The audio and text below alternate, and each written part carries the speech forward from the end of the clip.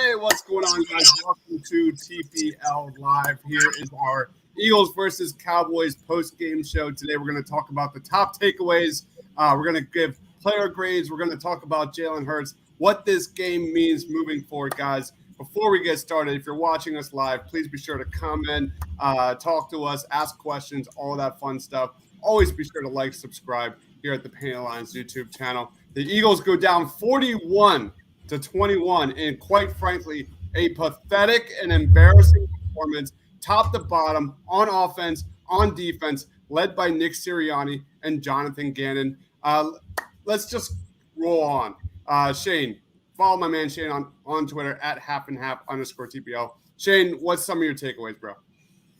Well, the Eagles ended the day with more penalties than first downs, so that tells you about everything you need to know about how this game went, to be honest. 13 penalties, 12 first downs. It's the way the Eagles played this game, the way they got absolutely murdered in the trenches, all the bonehead plays. This is not Eagles football, man. I can't. This is like going back to 2020. Watching Schultz just dominate this Eagles defense, like this brought back the nightmares that I had of living through the 2020 season. Let's go to Rob, my man, Philly_Madness on Twitter. Rob, takeaways. I mean, this was as demoralizing as it could be in a season where there were low expectations to begin with, right? You had two rushes through the first three quarters of this game. Two. Miles Sanders carried the ball 2 times, and you could tell me they got behind. It was 20-7 at the half. It wasn't like it was 30-7. We've screamed for years about linebacker help. When is it going to come? Alex Singleton, nice story. He can't play. TJ Edwards can't play. I mean, when are you going to actually do what you need to do? I feel like I froze. You're back. You're good. You're back. My screen is frozen, so I just have this really weird look right now. You were frozen. It's so demoralizing, and on top of it all, Jalen Hurts. I don't know. My doubts are starting to creep back up on him. I know it's early in the season, but this has not been a pretty 2 games for him. And 3 times in this game, he stalled drives with his arm or his staring down of a receiver. It's just not good. Ty, lead us off, man. Oh, Christ. One, everybody got really upset with me when I gave Eagles a B on week 1. I think we all know what the Atlanta Falcons are now, and we certainly are starting to see what the Eagles are now. I was really disappointed in play calling last week. I don't know that I can even blame play calling this week. Execution was a really big issue. And I'm with Rob on the linebackers. I mean, the Dallas Cowboys did whatever they wanted to do when they wanted to do it on offense today. And a lot of that, I mean, Hargrave had a couple of moments, but for the most part, I mean, they moved the ball when they wanted to move the ball. And it was rough. It was really rough. Yeah, this is just ominous. This is an ominous type of loss, not only for what it means for Nick Sirianni, all the positives that we saw. Nick Sirianni, quick passes, getting the ball out of Jalen Hurts' hands, getting Devontae Smith involved, attacking that intermediate area of the field in week 1. It has just decreased again and again here in weeks 2 and 3. You look at Gannon making adjustments in week 1. It has just fallen flat and against the Dallas Cowboys at worst of all. So we have a lot of comments here. Keep commenting, guys. Wolf of Odin, that is an awesome name, by the way. Can the Flyers hockey return, please? Coyle with the comment of the night so far. Rob is treating like Alex Singleton in coverage. It's fantastic. Modog says Hurts was bad, but the penalties and the injuries on the offensive line certainly are legit factors. The running game has died in Philly. It's unbelievable. I know Dallas has done pretty well defensively against the run this year. 0 rushing touchdowns allowed. Only 71 yards or so against them, but they're still 4.6 yards a carry. It's inexcusable to abandon the run. Shades of Doug Peterson. Robert put it best. There were 2 runs in the first half. It's 2. pathetic. Yeah, I just want to clarify that I wasn't laughing at Ty's analysis. I was laughing at the Rob freezing like Singleton in coverage comment. No, that got me good. No worries there, man. And in fact, I wanted to ask, so we're 3 weeks in. I really respect your take. You do your homework. Where are you with Jalen Hurts right now? I really thought after week 1, I thought the Atlanta Falcons are a really bad team. They have proved me right. Everybody was really excited about the Eagles week 1. I tried to stay as measured as I could. Where do you sit with Jalen Hurts after 3 weeks, man? I respect your take. I really want to hear it. I thought the Eagles should have drafted a quarterback in the draft. I was pretty outspoken about that at the time. Yep. I remember. And I get wanting to roll with him for a year. You've got a lot of draft capital in the next draft, so you could kind of stack that up there and you could buy a year and see, because we didn't get an honest evaluation last year, in the 4 games. But through 3 games, he hasn't done anything to change my opinion, really. Against the Falcons, he was efficient, but it was all thrown behind the line of scrimmage. I still haven't seen the ability for him to layer throws over the middle of the field or into intermediate areas. And I see a guy that's way too hesitant to bail from the pocket when his first read's not there. And that hasn't really changed. So, I love the guy. He is an easy guy to root for, but I've got to see some major steps in those 2 areas, making progressions and standing in the pocket. I love your take, man. I agree with it 100%. I made the comment tonight. I was at a party tonight, an Eagles party, to say the least. And on the first drive, I made a comment. I was like, he just doesn't seem to put the ball in competitive positions when it's outside of 4 or 5 yards, either behind the line or outside of that. And then he proved me right when he didn't overthrow a receiver that he needed to overthrow instead of underthrow. There was over the top coverage, but I think he needed to give a better effort on that ball. But right. And I was that even the first drive out of half, we come out, it's a 13-point game and we just come out throwing, but we get the chunk play on first down. Second down, he's got some pressure in his face, but he overthrows. And I caught some flack on Twitter for posting that out. They said Goddard should have caught it. It hit his hands. It hit his fingertips. It's a bad throw. It's not accurate.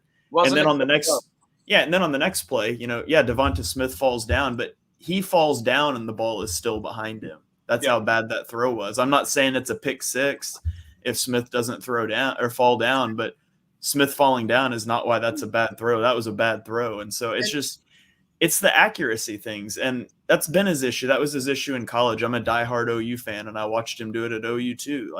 He's got a lot of athletic ability on the ground, but through the air, he's always been a little scattershot, and he's gotten better from Alabama to OU, but I just don't know if he's going to be able to take that step he needs to.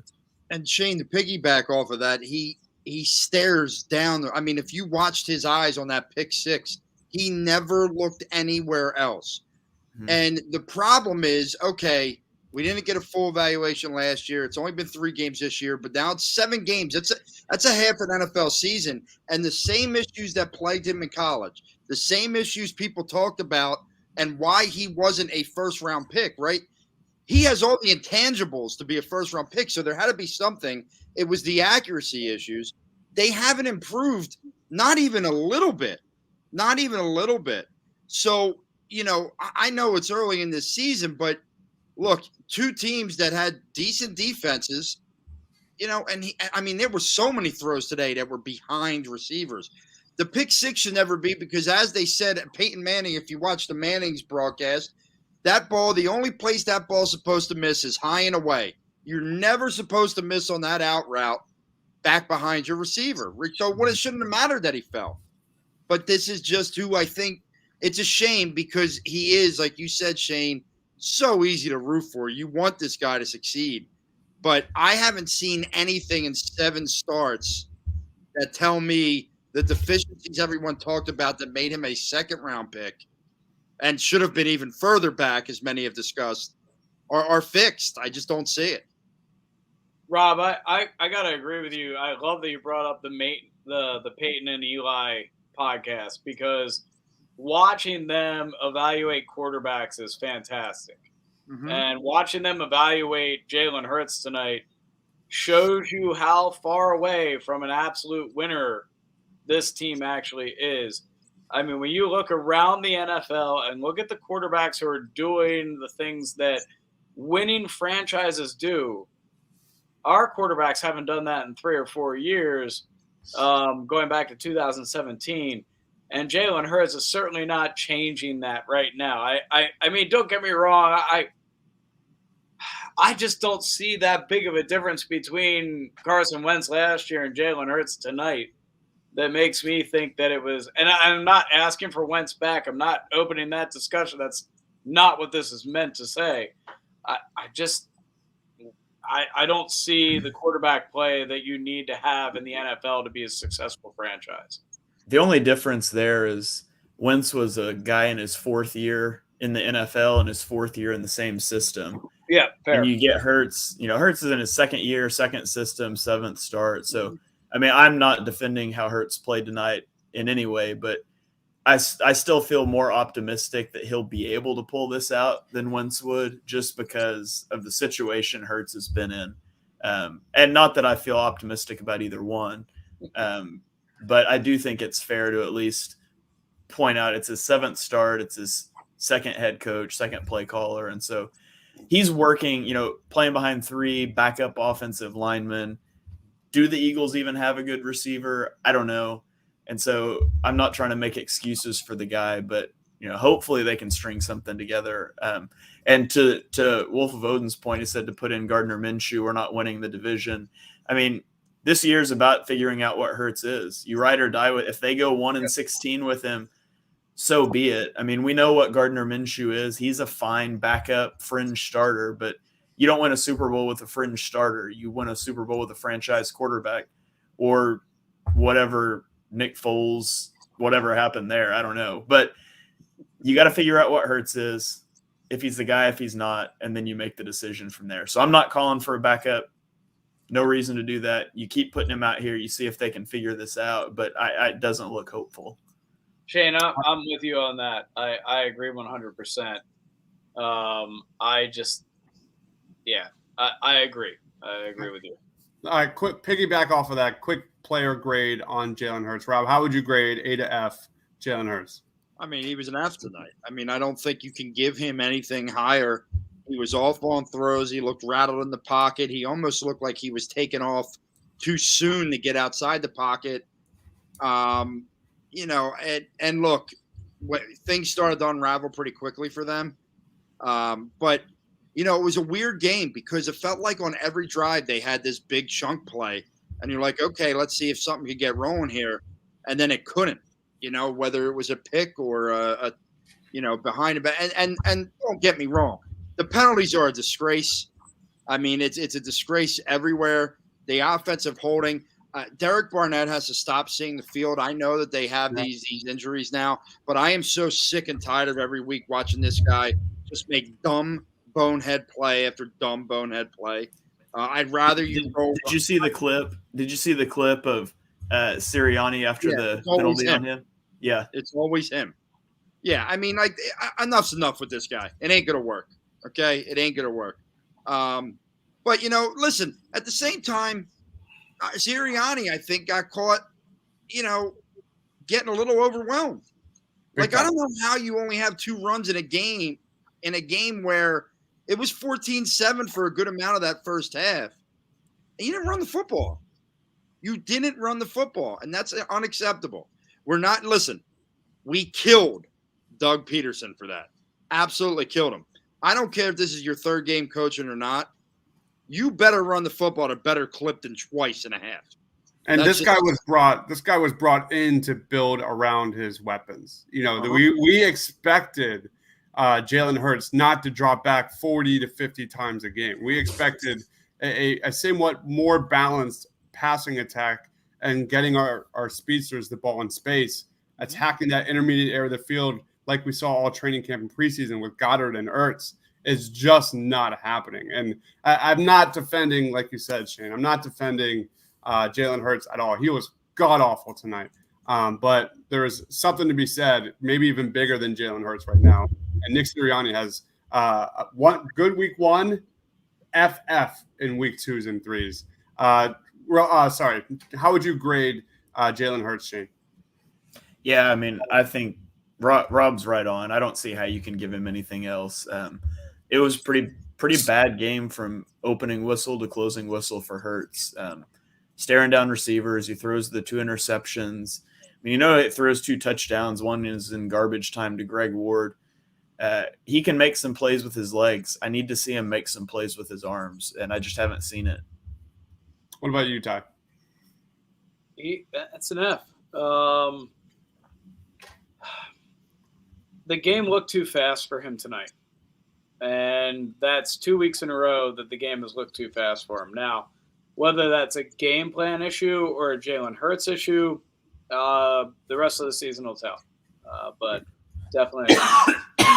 All right, let's roll on to who was your player of the game for the Eagles? Did anybody stand out? I mean, for me, it's got to be Javon Hargrave. Like I said during the halftime show, where would the Eagles be without Javon Hargrave currently on this roster? He's doing everything he can. There was one play.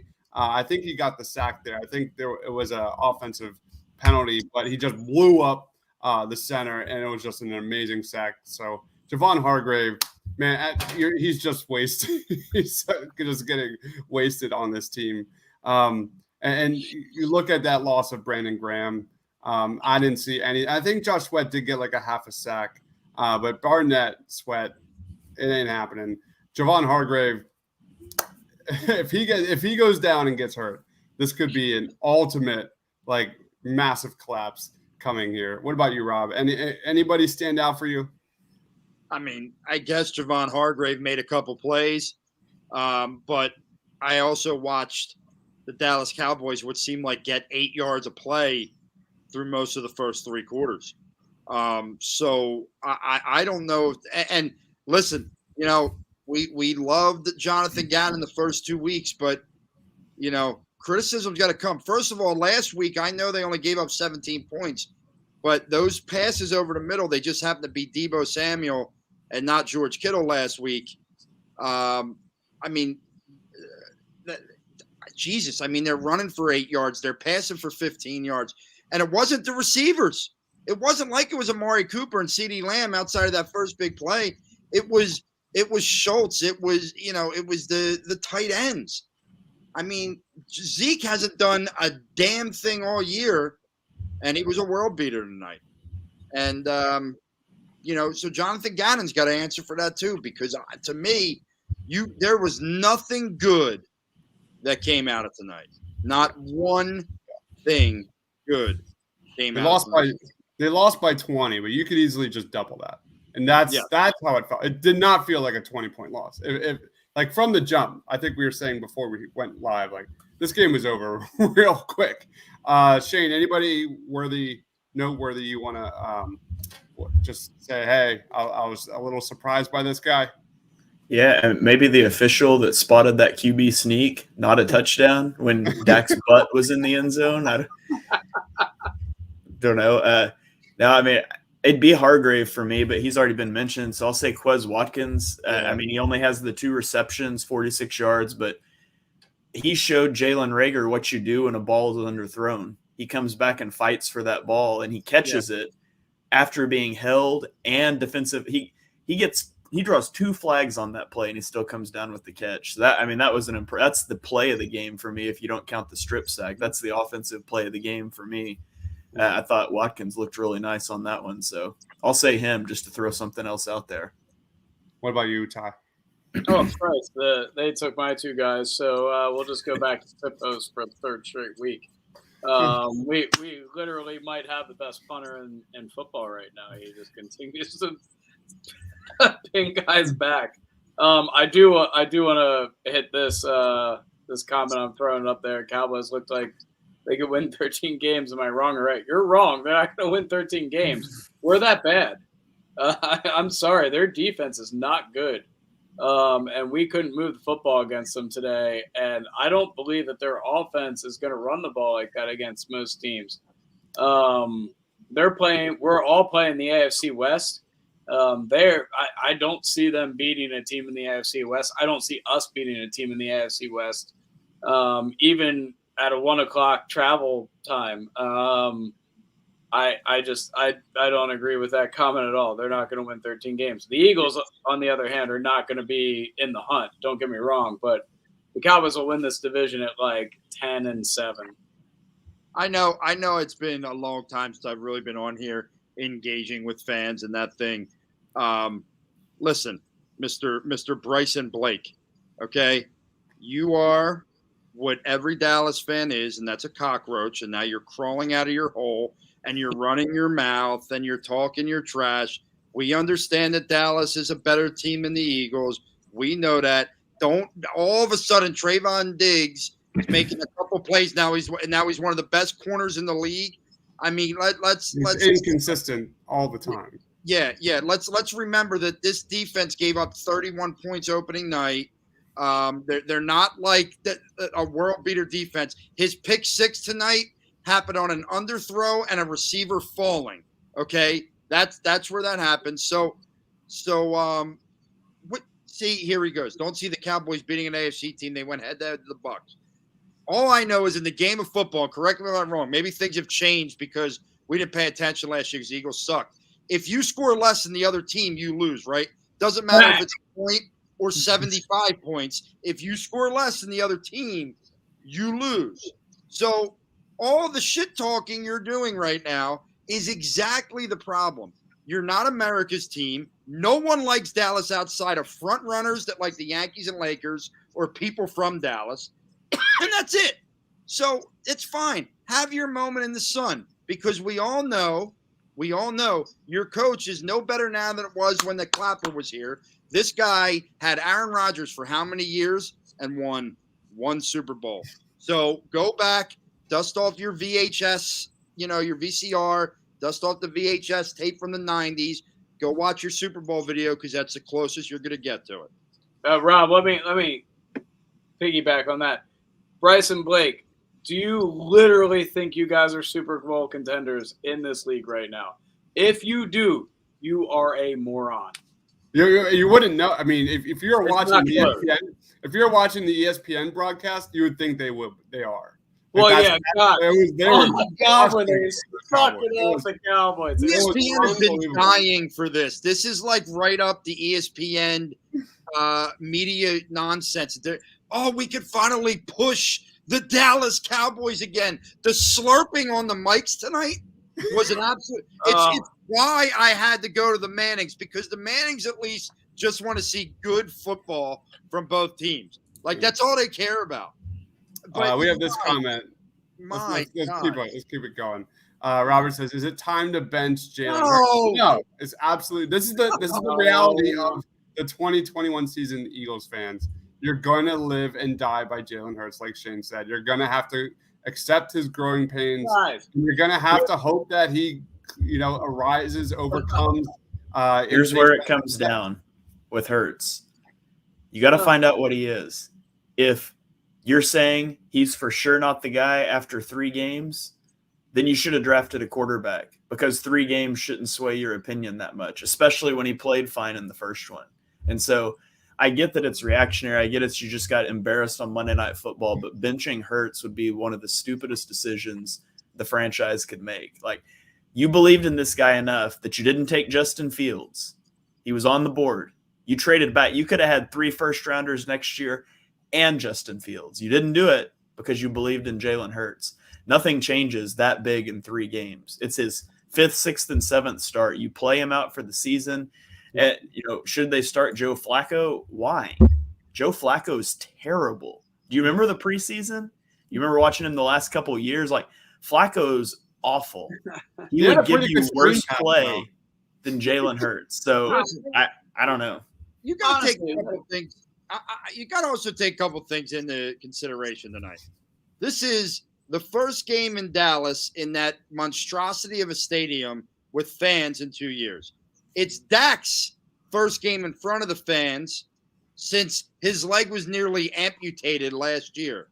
There was so much hype. It's a Monday night game. It's that. I mean, this game, a good Eagles team would have been at a major disadvantage going in there tonight. It really doesn't matter who Dallas was playing. You were at a disadvantage tonight. So that's the first thing. Then it gets started the way it does, right? They go right down the field. Then you throw a pick. Now you get lucky, but then they go right back down the field again. It was over before it started. Yeah. And I mean, we have this comment by DeMarco saying, "Cry Eagles, cry." No one's crying here. Like the Cowboys kicked the Eagles' ass. There's no one here denying that. Guy, I said on our first post-game show, I thought this team was going 7-10. Mm.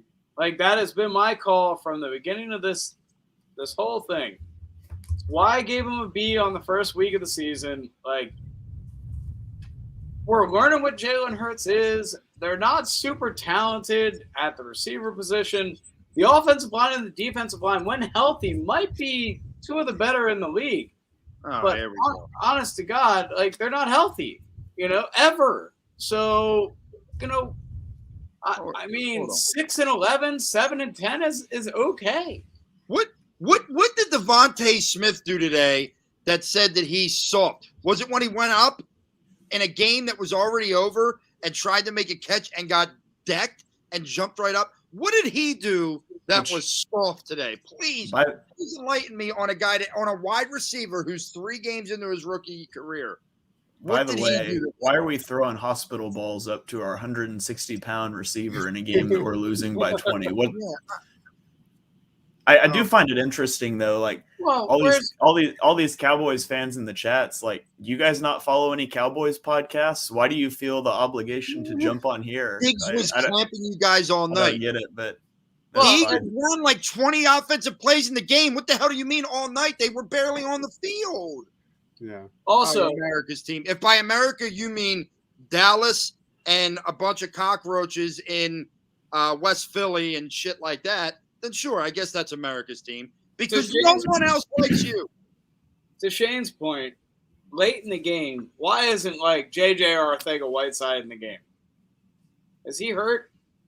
now I saw him earlier in the game Exactly. Why on that play action pass that got blown His up. feelings may be hurt because his mom wasn't there with the umbrella tonight. Right, but that's what I'm saying. You're down 20 points. Don't throw Devonta Smith out there. Put somebody out there that if he gets hurt, it doesn't matter. The Dallas Cowboys are more like America's anus than America's team. All right. Let's wrap it up. Final thoughts. I mean, I remember doing these post-game shows after week 1 against the Falcons. And I remember vividly saying that, man, I wish we could just like extend this week, like make it 10 days instead of 7 days. Like we knew that the narratives were going to change. The ebb and flows of the NFL season is real. Man, that week 1 post-game show feels like an eternity ago. It feels like forever ago. And that's just where we're at is we've got a tough schedule coming up. And I don't think it's going to get any better. Again, my final thoughts are it's not even Jalen Hurts. It's Jonathan Gannon and it is Nick Sirianni. I've seen major step backwards with those two. And that's not something I want to wake up Tuesday morning when I go to work and think about. Like the Eagles' issues last year was coaching, Jim Schwartz, Doug Peterson. Again, we have rookie head coaches, all this kind of stuff. I'm just tired of it. I'm just tired of, Miles Sanders just getting wasted. We're not winning the right way. We did well in the trenches in weeks 1 and 2. Okay, week 2. This was bad. When you get that beaten, that bad by a Dallas offensive line and defensive line, that's like when you get beaten by the foundation, when you have like leading the league in penalties and you had 13 tonight, like that is not, I mean, I'm hurting. I'm really hurting. Rob, final thoughts. Yeah, nothing good comes out of this. But even after the week 1 win, a lot of people, I know that I kind of threw it out there that there was still a chance this team goes 1-4, 1-5 to start the season. You saw the schedule at the beginning. Would I have liked to seen a better fight tonight? Yes, I would have liked to have seen a better fight tonight. If they win last week, are we this depressed today? I don't know. But regardless, this is who they are. You got to get through this hellacious stretch to start the season. And, I think that the Eagles are a team that can beat really bad teams, that can play with average teams, and that are going to get beat by good teams. Right now, Dallas is a good team. Not a Super Bowl team, a good team. I don't think, But none of us you go back to the drawing board. You go back to the drawing board. The Chiefs come in next week, and you try and make it a game. I mean, that's what it is. You try and improve. Like Sirianni's been saying all year, we want to be 1% better every day. That's what you got to do right now going into next week. 1%. No one on this show expected the Eagles to be more than above average. Right. I think the part of like week 1 was that hope. There was like hope is that you actually might have something in Nick Sirianni. You might have something in Gannon, seeing him make adjustments, unlike Jim Schwartz. You might have something in Jalen. Like there was positives. You had a Monday Night Football in Dallas. You're hoping that maybe someone would step up. And that's kind of like the disappointing thing. I'm not like mad. I'm not like upset. I'm just kind of disappointed that there was an opportunity here for Nick Sirianni. There was an opportunity here for Gannon. There was an opportunity here for Jalen Hurts to take a next step. And they've been taking multiple steps backwards. Shane, final thoughts. Yeah, I use that line on my kids all the time. I'm not mad. I'm just disappointed. I'm usually mad when I say it, though. Damn it, Shane, you took my Oh, man, I'm sorry. Well, I'm going to address – Ty and I are on the same wavelength. Yeah, we need man, to just spin off and start a podcast. Yeah, absolutely. I'm in. Let's do it.